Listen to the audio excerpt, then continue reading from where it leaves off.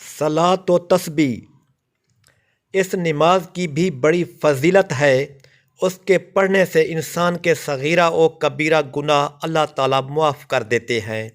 یہ نماز حضور صلی اللہ علیہ وآلہ وسلم نے اپنے چچا حضرت عباس رضی اللہ کو تعلیم فرمائی تھی اور فرمایا تھا کہ ہو سکے تو روزانہ یا ہر جمعہ کو یا ہر مہینہ یا سال میں ایک بار یا پھر زندگی میں ایک مرتبہ تو ضرور پڑھ لو۔ اس کے پڑھنے میں تقریباً 20 منٹ لگتے ہیں۔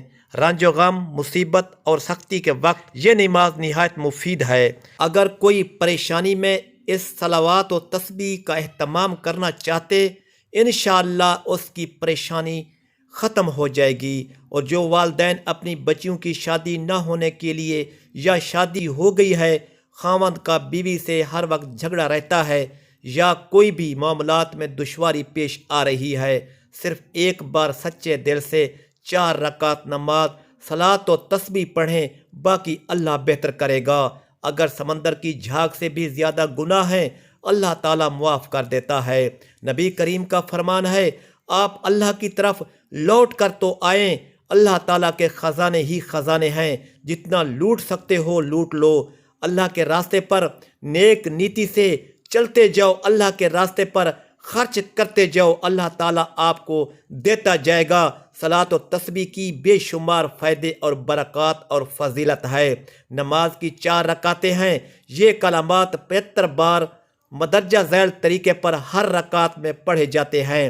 سبحان اللہ والحمد للہ، لا الہ الا اللہ واللہ اکبر۔ نیت باندھ کر ثنا یعنی سبحانک اللہم کے بعد 15 مرتبہ سورۃ فاتح اور کوئی سی سورت پڑھنے کے بعد 10 مرتبہ رکوع میں سبحان ربی العظیم کے بعد 10 مرتبہ رکوع میں سیدھا کھڑا ہو کر قوما میں 10 مرتبہ، پہلے سجدے میں سبحان ربی الاعلیٰ کے بعد 10 مرتبہ، پہلے سجدہ سے اٹھ کر جلسے کی حالت میں 10 مرتبہ، پھر دوسرے سجدے میں سبحان ربی الاعلیٰ کے بعد 10 مرتبہ۔